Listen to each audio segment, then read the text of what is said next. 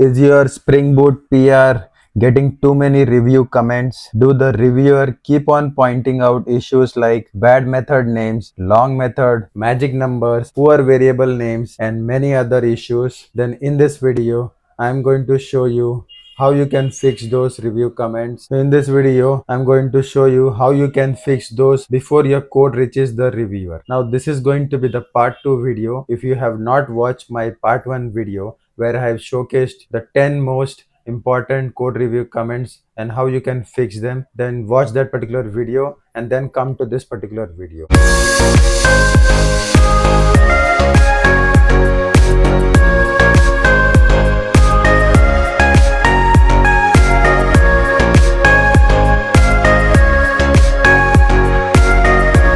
Let us jump to the first review comment, that is logging. Whenever you are writing sys out, then reviewer try to add a comment that's saying that don't write sys out, because that is the old way to write the logs. Now we have other ways to write it. We can use logger, we can use slf4j, we can use log4j. Many other ways are there where you can write that.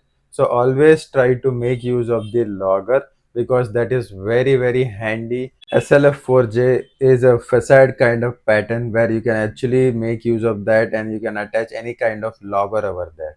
If you take a look at this, here I'm making use of this sysout, which is the bad programming practice.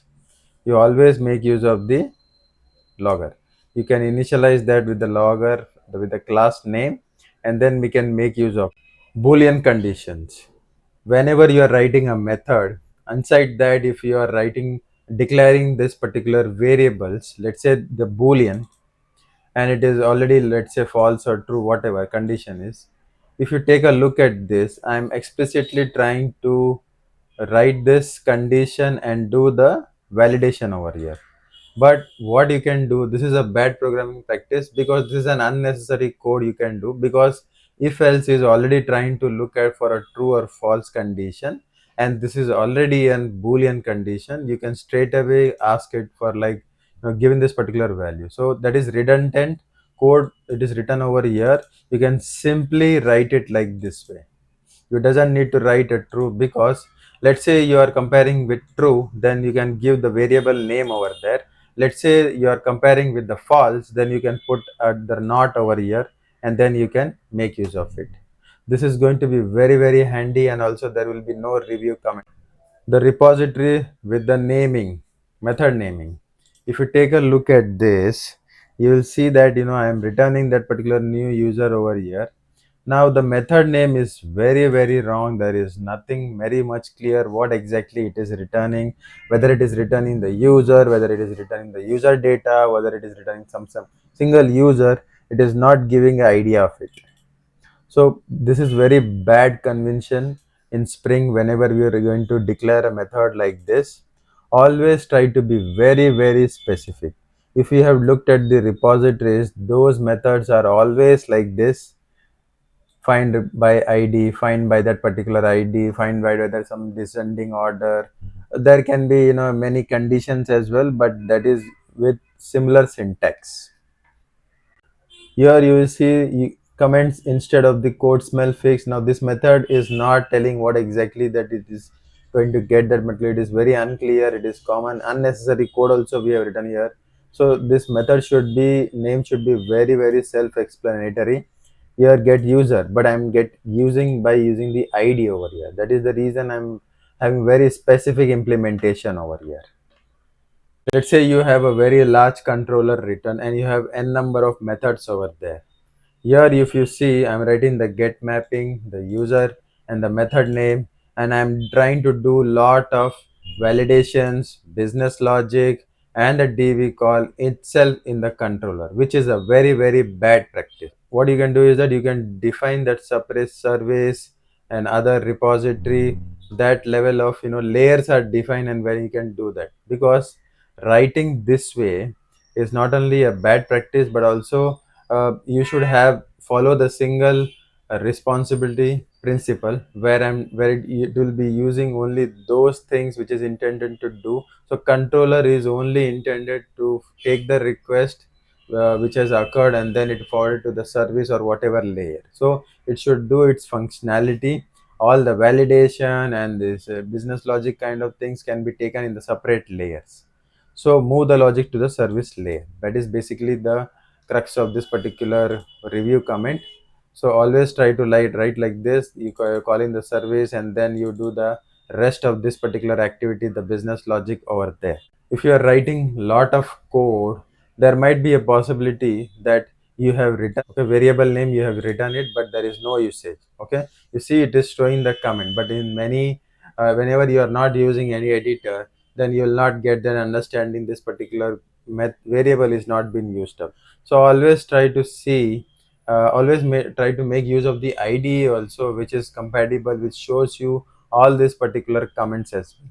So remove that particular dead code, remove that unused variables, and then try to uncomment it or totally remove from the code. Exception handling. If you see this particular method, here you're trying to do some try catch, you're trying to do some error handling over here. If you take a look at this, the catch block is completely empty. So here they are trying to catch the generic exception. Now here you should write the specific exception if you are aware of it, and then you at the later end you can catch the generic exception like an exception. So you know the rule of exception handling, where you will be handling the very specific exception handling at the first, and then you can actually at the later you can see the generic classes or generic catch block, you can write it over there. So this is the correct way to write it. Always try to do that. Now here you see I'm trying to catch up a specific arithmetic exception and trying to do the logging over here, that too with the log.error. If you take a look at this final keyword usage here, if you see you're making use of the repository and then making use of the access specifier over here. The dependencies, whenever you are trying to depend, right, or add or do the auto wiring of it, you have to always make it as an final. If you take a look at this, this is the way you should be doing it, and always trying to assign those particular value over there. So make sure you try to add a final to that particular variable name. Refactor the duplicate code. Here you have written a method over here. You are doing some age validation, sysout, and then salary validation, and then sysout. Here you see there is a duplicate code logic, and also you can write this particular specific age related validation in a separate method. Then you can do the separate salary related validation in a separate method. You can extract that and write that, and you can do the condition. So similarly you can do that and then write it.